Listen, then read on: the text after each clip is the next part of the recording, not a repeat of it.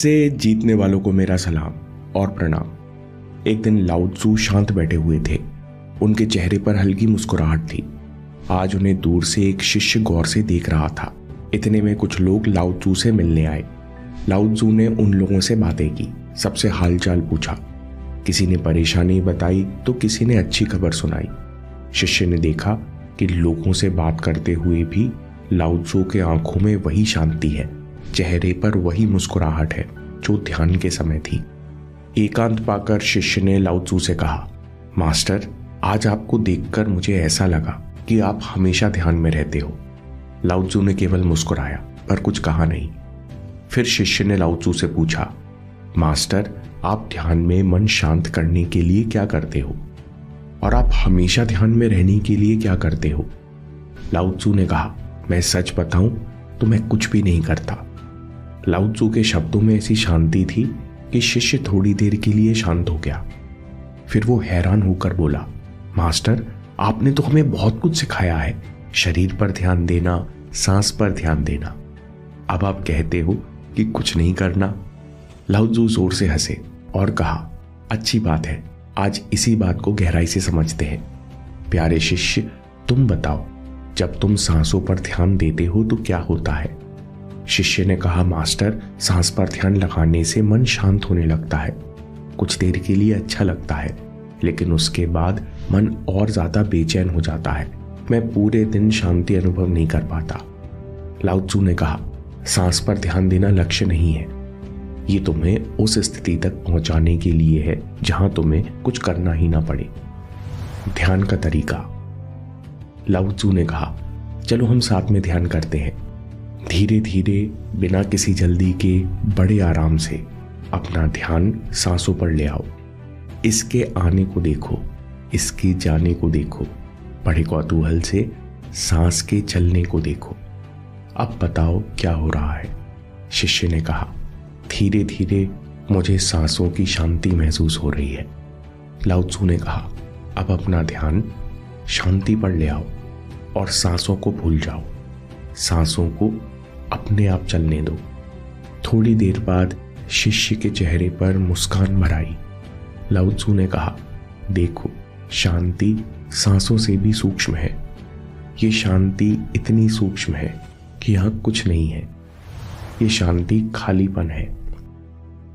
यानी सांसों में शांति नहीं, बल्कि शांति में सांसें हैं, खालीपन में सांसें हैं, खालीपन में ही मन है।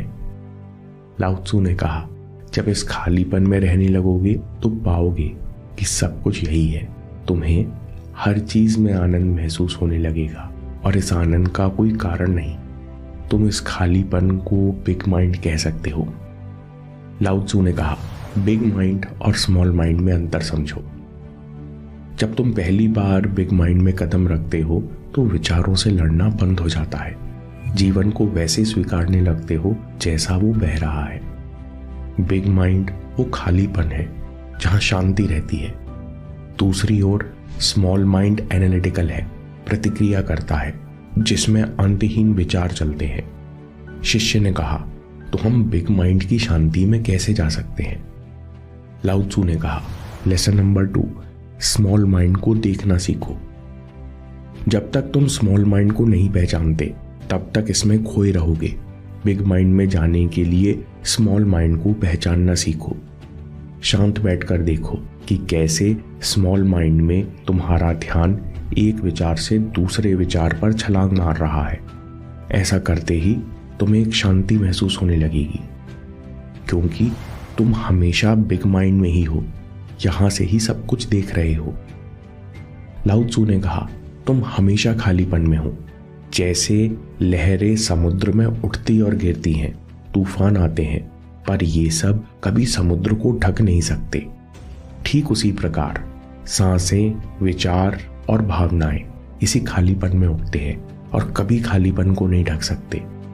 जैसे ही तुम खालीपन के प्रति सचेत हो जाते हो, वैसे ही तुम शांति से खुद को जुड़ा हुआ पाते हो।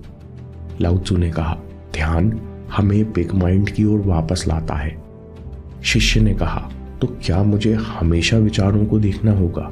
क्या हमेशा इन्हें कंट्रोल करना होगा?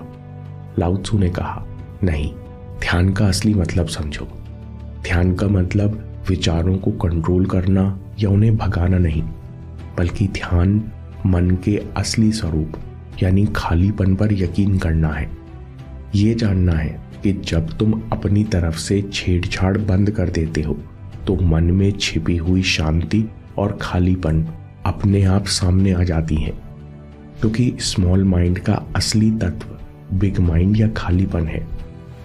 ये खालीपन ही सभी शक्तियों का स्रोत है। जैसे मटका मिट्टी से बनता है, लेकिन पानी तो उसके खालीपन में ही ठहरता है। ये खालीपन अनुपस्थिति नहीं है, नीरसता नहीं है, बल्कि ये हर चीज का सोर्स है। सब कुछ इसी में है, सब कुछ इसी की शक्ति में, इसी के भाव में हो रहा है। बिना किसी शिक्षा के चींटियां अद्भुत डिजाइन के घर बना लेती हैं। बिना नक्शे के पक्षी दूर देशों में यात्रा कर लेते हैं। यानी बिग माइंड स्वाभाविक रूप से हमारे जीवन को गाइड करता है। यानी हमारा स्मॉल माइंड भी इसी की शक्ति से चलता है। ये समझकर शिष्य बहुत खुश हुआ और लाओ त्सु को प्रणाम करके चला गया। कुछ दिनों बाद शिष्य फिर से लाओ त्सु के पास आया। मास्टर, सब कुछ जानते हुए भी मैं बार बार स्मॉल माइंड में क्यों फंस जाता हूं? लाओ त्सु ने कहा, नियंत्रण का भ्रम, illusion of control. Small mind हर चीज को पर्सनल बना देता है क्योंकि यह कंट्रोल करने की आदत नहीं छोड़ पाता और हम ब्रह्मांड के फ्लो को नहीं देख पाते। लाओ त्सु ने कहा, खुशी और परेशानी, अच्छा और बुरा, दोनों खालीपन का ही हिस्सा हैं। जब इस बात को समझते हो तो अपने आप प्रतिक्रिया छोड़ देते हो। शांति में आप ब्रह्मांड के बारे में नहीं सोचते, बस उसके मौन भाव का हिस्सा बन जाते हो और सब कुछ ध्यान बन जाता है। खालीपन यानी आकाश हमेशा मौजूद है। एक्शन, विचार और भावनाओं के बादल कभी भी